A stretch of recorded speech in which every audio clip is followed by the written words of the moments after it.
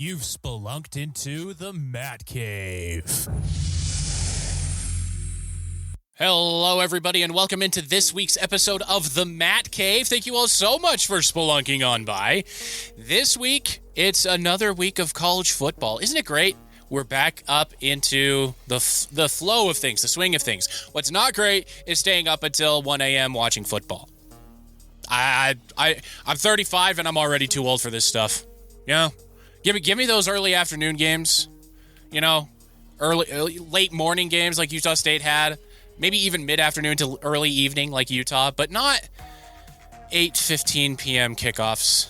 That's not okay. ESPN, truly. Utah is not in the Pacific time zone. Utah is in the Mountain time zone. So get that straight in your heads, please. And everybody will be happier for it. I promise. Okay. Thank you all so much for being here. As always, please like, comment, subscribe, follow, ding, whatever it is, updates. However you listen helps me out a ton, and I appreciate each and every one of you truly for doing everything you've already done for me, and let's get things rolling. So let's start with the late game. Let's start with BYU versus Stanford. The 8:15 p.m. kickoff on ESPN. Oh my goodness, that was terrible. But the game, let's talk about the game. So BYU's defense is legit. They're just legitimate. They only allowed 19 yards rushing. 19 against Stanford. This is a FBS program. It's going through a lot of turmoil right now. But they don't even have a true head coach. Frank Reich is their interim head coach to get them through this season while the program gets their true head coach in place. And so this team, apparently they have an NFL-type tight end in Sam Roush who had one catch for 2 yards and dropped another pass that was thrown his way that was actually pretty good. So I don't know what happened there. But overall, the defense was outstanding. They had 2 interceptions. They had 3 sacks, which honestly felt like more. There was a ton of quarterback pressures. The Stanford quarterback, Ben Gulbranson, had no time to do anything, really. He had a couple of plays where he did have time, but he dropped back to pass 32 times, completed 17 of those passes for just 142 yards. No touchdowns, 2 interceptions.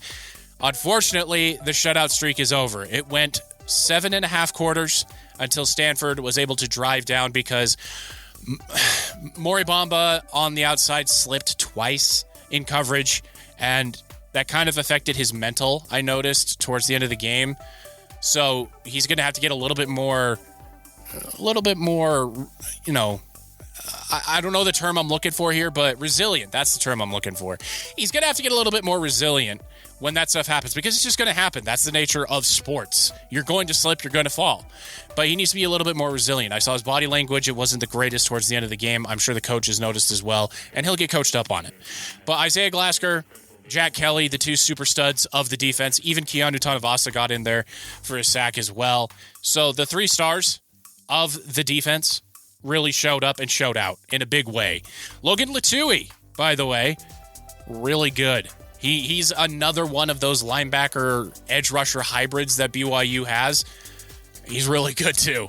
So this defense I'm very, very pleased with. I'm very excited about where they are and how good they could possibly get this year, because they're only going to get better. The special teams, let's move there next and leave the juicy bit last. The special teams, Parker Kingston, kiss your All-American status goodbye. 2 straight weeks with a fumble on a punt return. He's been subbed out now twice for Tiger Bachmeier. And I don't know what Parker Kingston is doing, but the way he's carrying that football, he's asking for it to get punched out. He is, every time. So I think he needs to do what we did in my high school. I think that's what Kelly Papinga, the special teams coordinator, and head coach Kalani Satake need to do, is have him carry a football just around campus and encourage students to try to punch it out until he gets proper ball security. Honestly, I think that's what it's going to need to take for Parker Kingston to not fumble the ball if he wants to keep his position. It's ridiculous. It is truly ridiculous. He was supposed to be an All-American punt returner, but with his performance the past 2 weeks, I don't see it. And he's not really doing anything to really fix that problem.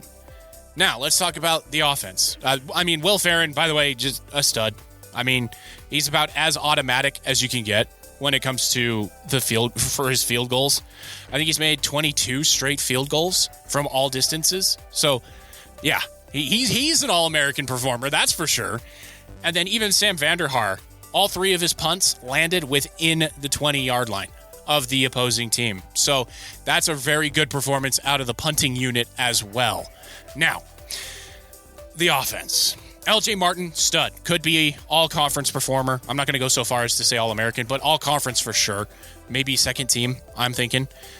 He had 18 carries, 110 yards, 6.1 yards per carry. And the majority of his yards didn't come on one carry. His long for the evening was 47 yards. So very, very strong performance. Even Sione Moa, when he came in to spell LJ Martin, did a very solid job. 7 carries, 29 yards, and a touchdown. So the running game is okay. The running game will be just fine. The offensive line moves the opposing team pretty well, and they get their assignments right most of the time, which is what you really need to ask for when it comes to college kids. So the running game, just fine. The passing game. My problem is not with Bear Bachmeier. Not at all. He's a freshman. He's a true freshman. He's going to make mistakes. It's just going to happen. My problem is with Aaron Roderick and the play designs, the play calling that he does. Early on in the game, he focuses too much on trying to get confidence for his young quarterback with those short wide receiver screens, the flares out to the running back, little flat throws to the tight end. Nothing that will really coach this kid up into what he needs to be when conference play begins, which is hitting the seams down the middle, hitting Chase Roberts or JoJo Phillips down the middle, hitting Tiger Bachmeier, since I think JoJo Phillips might be hurt for a couple of weeks here. So hitting those guys up the seam, he needs practice with that. Carson Ryan, too. He needs to be able to read a defense and hit quick slants. He did that very well towards the end of the game. Hit Chase Roberts on a couple of quick slants that were fantastic. But, excuse my headset there, it almost fell off my head. But we have flashes from Bear Bachmeier. He had a defensive tackle going straight into his face, and he hit Chase Roberts on a slant perfectly. So the kid's got talent. It's obvious. But the play calling is what's holding him back, in my opinion. Until he makes a mistake, he can't learn from it. And right now, Aaron Roderick is playing to not lose instead of playing to win or playing to coach his guy up. So I think it is an offensive coordinator that might be afraid for his job, which I don't know why. That's never really come up. And with them naming a true freshman quarterback, you don't want to change offensive coordinators ever. Period. Just look at Utah last year. You don't want to do that to a true freshman quarterback. So this passing offense can be really good. Bear Bachmeier has the arm strength to do it. Now, when the ball leaves his hand, it's not the prettiest ball in the world, so he's going to need to work on that. Those things are lame ducks sometimes. They just boop, boop, boop, boop, boop, into the hands of the receiver. The ball gets there. That's what's important. Doesn't matter how it looks, as long as it gets there. But I would like to see him tighten that up a little bit as well. Overall, though, very solid performance from the offense. Nothing spectacular. They couldn't get into the end zone when they were gifted fantastic field position repeatedly by the defense. It was way too many field goals for my liking. And there's one more tune-up game before conference play starts. That's in 2 weeks. So next week is a bye week for the Cougars. They have a lot to work on offense. And they also have some things to work on defense, especially in the secondary. But overall, I'm encouraged by what I'm seeing. But looking at that offense, you could definitely tell that I might be right on the money with that 6-6, 7-5 prediction I had. Just because there's no mistakes yet, but that's because Aaron Roderick is playing way too conservatively with a true freshman quarterback, in my opinion.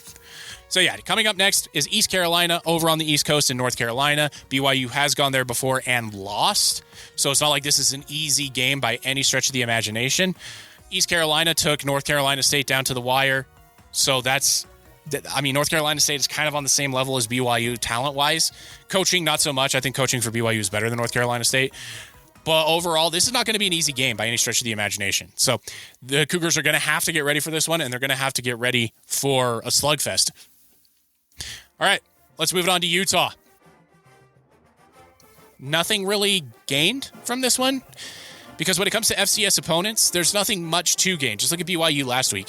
You didn't really learn much about the team. The starters played for the first half. That was it. The backups came in and took care of the rest. cool. That's pretty much what happened with the Utah game. It was 14-3 end of first quarter, 21-6 end of second quarter, out of hand not 21. Math is hard. 35-6 by the end of the second quarter, and then it was out of hand from there. What I was encouraged by was Devin Dampier didn't make that many mistakes. He really didn't. He didn't fumble, didn't throw an interception, which was my big issue with him coming into the season. First 2 games, he hasn't turned the ball over. Yes, it was against UCLA, which is basically on par with Stanford, and Cal Poly, which Cal Poly has a win, so they're better than Portland State if we're doing the BYU versus Utah comparison in schedules here. So he hasn't really faced anything really difficult yet. Same thing with Bear Bachmeier. And they're not going to, because next week Utah travels to Laramie, Wyoming, and takes on the Cowboys, which, I mean, come on.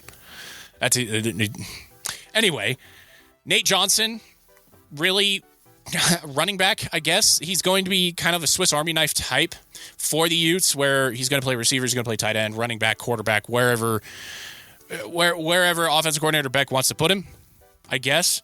So he led the team in running yards, but that's not really the story here. The story is just how many yards the Utah offense accrued, and it was over 530.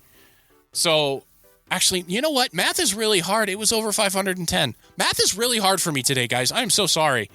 But Devin Dampier looked really good. He was in there, I think, a little too much for my liking, but you know, Kyle Whittingham has forgotten more about football than I'll ever know in my entire life. So I'm not going to question what Kyle Whittingham did. The receiving core, they may have found somebody. They may have with Dallin Bentley. Maybe. Who knows? But that receiving core is still worrisome for me. And then playing Smith Snowden 2 ways, that worries me too. I don't know if that was in some sort of like NIL agreement with him for him to stay and not transfer after last year, where they're going to play him on offense too. But he's your shutdown corner. I don't want to see him on offense that much. And then same thing with Lander Barton. I get it. He is huge. He's a massive human being, and he's got good hands. He's proven that on defense, but he's the captain of your defense. He's the heart. He's the beating heart of your defense. Something happens to him, the defense will take a step back. They won't become bad, but they will take a step back.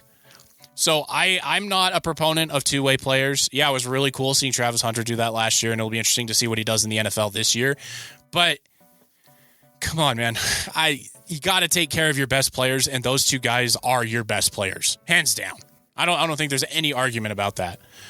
Overall, though, the team itself, very encouraged by what I saw against Cal Poly, but again, there's not much to take away from it. As a fan and as like an analyst, there was no field goal kicking, so you don't really know what Dylan Curtis can do for you. He hit all 9 extra points. The punting was okay from Orion Phillips, but only 1 of his 3 landed inside the 20. So there's a lot to work on, just like Kyle Whittingham said after the game. He said there's a lot to work on, even though it was a blowout and a runaway and a laugher. There's a lot to work on. And they still have, an easy game with Wyoming coming up. So Utah they're looking the part for now, but just like with BYU, they haven't played anybody.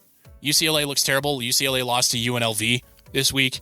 For BYU, Stanford lost to Hawaii in week 1, or week 0, rather. So we'll see as we get closer to conference play. Those first games in conference are going to be crucial for both schools. I know, big analysis there from me, but against Colorado in Boulder for BYU, and then against Texas Tech at home, Texas Tech has already put up over 126 points this season alone. 125 points. I mean, that is so many points. So we'll see how Morgan Scalley and that defense operates when it comes to Texas Tech. But both are huge tests for both programs. So let's move it right along now to Utah State. And, well, I told you it wasn't going to be pretty, and boy, was it not.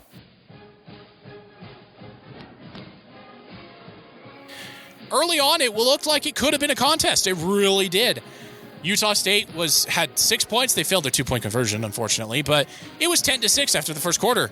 And I know that there were some Utah State fans going, "Oh, so you're telling me there's a chance?" A la Jim Carrey from Dumb and Dumber. No, there was never a chance. No.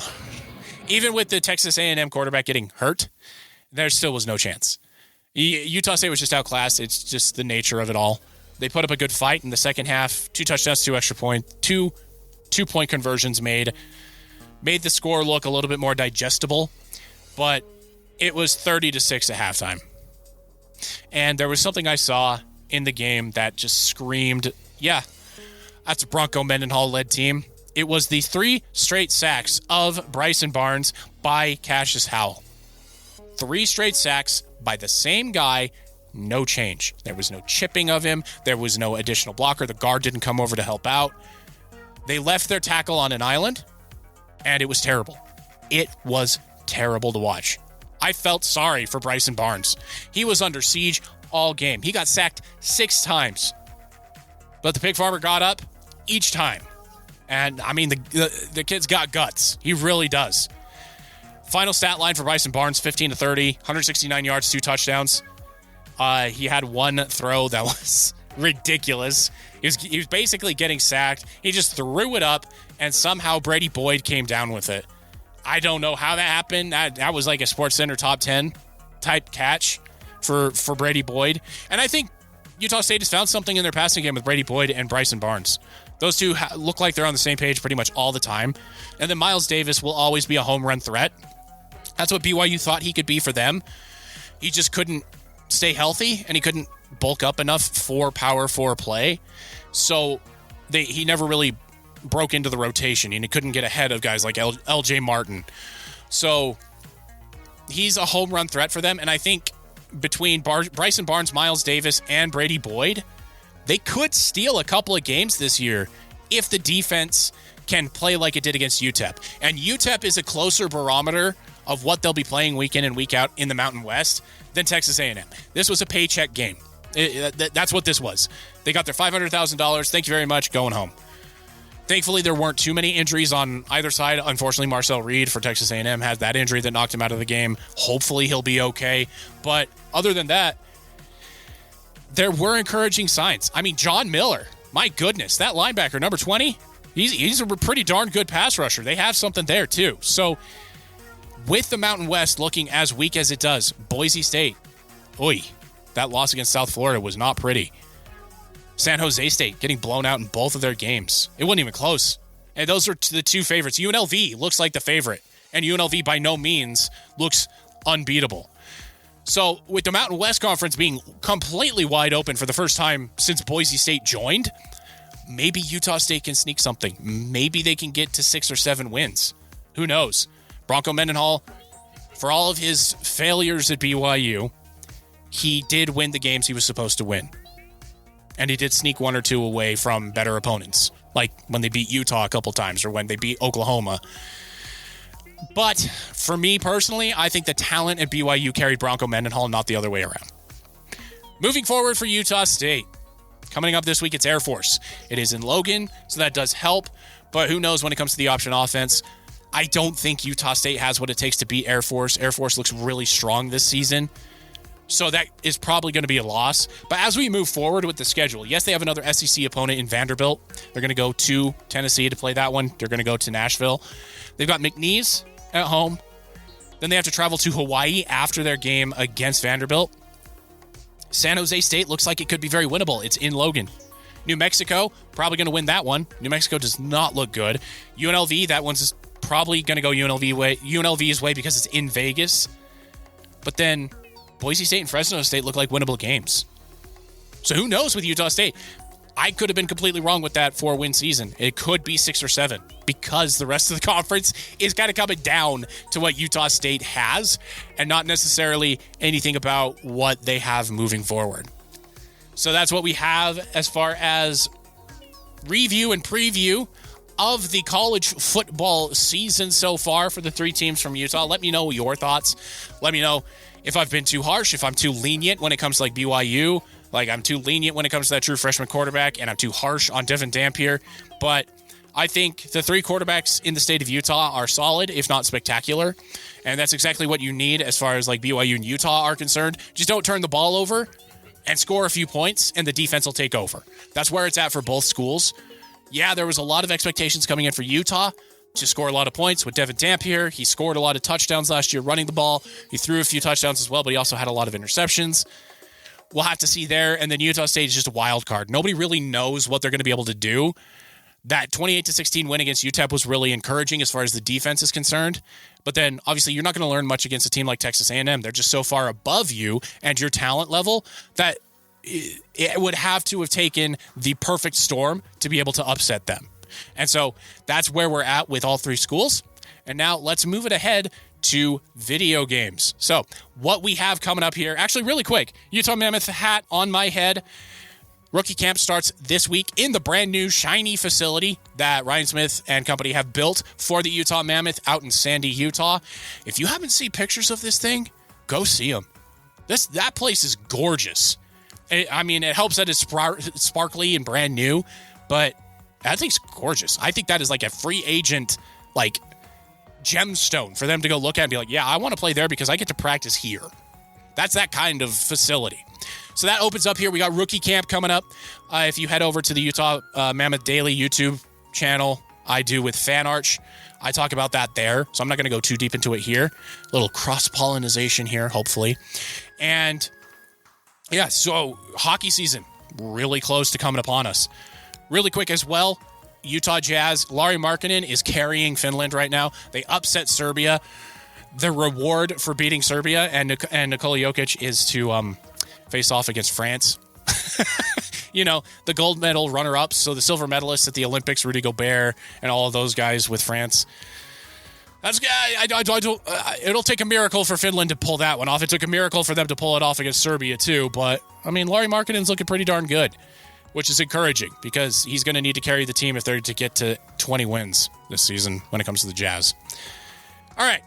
And then Real Salt Lake has been off for a couple of weeks. Diego Luna was with the U.S. men's national team, who got embarrassed by South Korean Sun Heung-min 2-0 in New Jersey. Oi. I have been a big proponent when it comes to the U.S. men's national team of staying off of Mauricio Pochettino's back. He did not come through the U.S. men's national team pipeline. He doesn't know what he has. He's in a truncated timeline, so he doesn't have that runway that Greg Berhalter had. So he's trying to figure out what he has. I've been a big proponent of that. We're running out of time now. There are 3 friendlies left before the World Cup. Really, I think there's 5 total, maybe 7, depending on how scheduling works out. But that's not a lot of games to figure out what you have. And then when you figure out what you have them play together in your system. It's not looking good.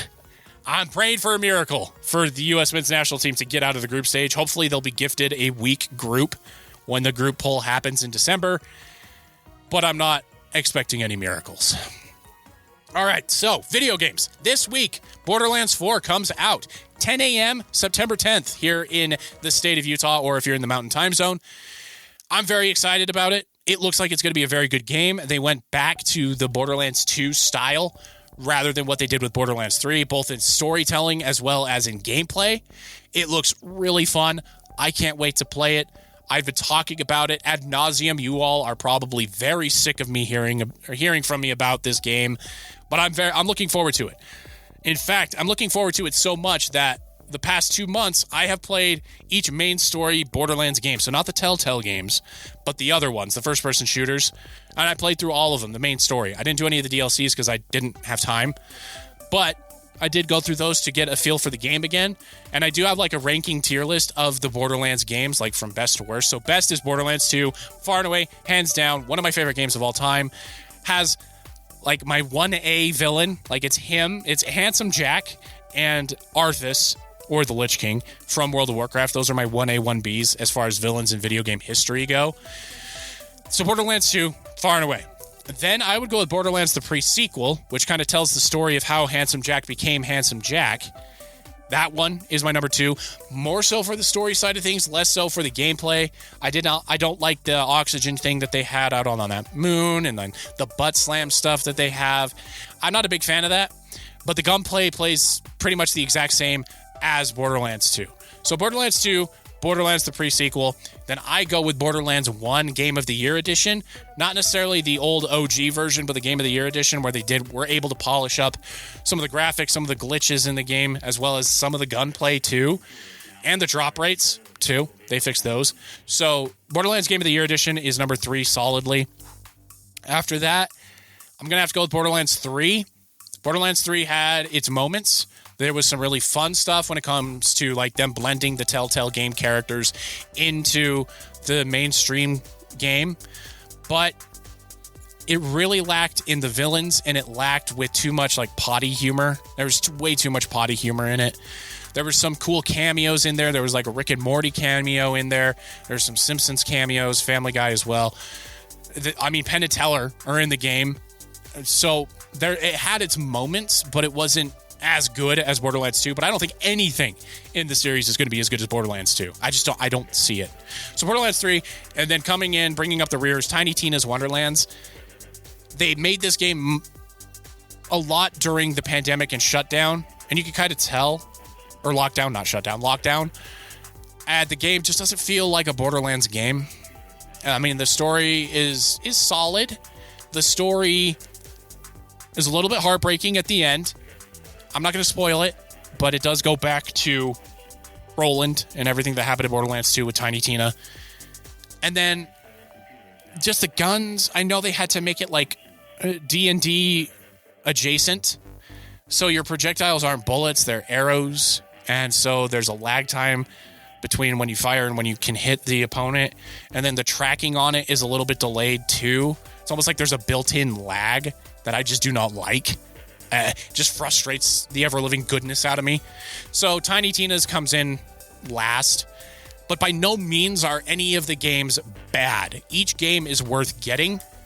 Borderlands 2, you could get most of the games in the Borderlands, the Handsome Collection. You could get my favorite 3, Borderlands Game of the Year Edition, Borderlands 2 Game of the Year Edition, and Borderlands the Pre-Sequel with all DLCs included. You can get all 3 of those in the same bundle. And then you can get Borderlands 3 and Tiny Tina's as well. I'm super stoked for Borderlands 4. I cannot wait for it. I really hope they don't let me down. And I don't see any way that they will. It would take a lot for them to fail in creating Borderlands 4. But with AAA game studios these days, do you really want to give them the benefit of the doubt? No, I don't think you do. And then here to wrap things up, I just want to talk again about the finals. This game should be so much more popular. I love it. The destructible environments are fantastic. They're not over the top like a Battlefield game. I've talked about this before. The gunplay is really fun. Yes, it has its problems, like the riot shield for the medium class is the hitbox is really funky and weird. And what I mean by that is if the riot shield user is running straight at you and you're firing at them, the riot shield is blocking the damage, but it's not in front of the character. They're carrying it on the side. And so that's just something that they need to fix in the coding, which I think they're going to do when the new season starts here, I think later this week. So that's like my main foible with the game. Otherwise, the rest of it is so much fun. I am terrible at the game, by the way. I'm terrible, and I still have a ton of fun. I have I think I just barely crossed to a 1 KDA, kill death assist ratio. I'm a 1, and I'm still having a blast. So this game is so much fun. The cash out game mode is the one I play the most. That's the one you play in ranked as well, where you open a vault, you wait for the vault to open, you defend it, and then if you can defend it, you take that cash out, or you take that cash you got from the vault to a cash out spot that you then have to defend from other teams that are trying to do the exact same thing you're doing. And then you have different team setups where you have 3 classes, a light, a medium, and a heavy. I mainly play medium and heavy just because I'm not good enough to play light. But it's so much fun. Lights are supposed to be the kill getters, the ones that get the party started, really, by opening the vaults and getting the cash out, the cash to the cash out. So I encourage all of you, pick up this game and play it. It is so much fun. It is free to play. It's free to play. It's not even pay to win either. Sure, there's a battle pass. Yeah, there's some really cool skins you could get. You can even purchase previous battle passes and unlock stuff from those battle passes as well at the same time as the current season's battle pass. That's awesome. I don't know why more games don't do that. They should do that. And if they do that, they would get a lot of players. I know that for a fact. Fortnite, Call of Duty, Battlefield, doesn't matter. They would get a lot of players back. Rainbow Six even. So play this game. Please play the finals. It is so much fun. And by the way, parents, for the finals, there's no blood. There's barely any swearing. So pretty much good for any teenager all the way up. When a player is killed or eliminated, they burst into coins. So it's like you're playing in a game show. That's the crux of it. And so this game, so much fun. Please get it. The developers deserve all the praise in the world for this game. And I just want you all to play because I've been having so much fun. But that is the episode this week, everybody. Thank you all so much for joining me. And I will see you all next week when we spelunk back into the Mad Cave. Take care, everybody.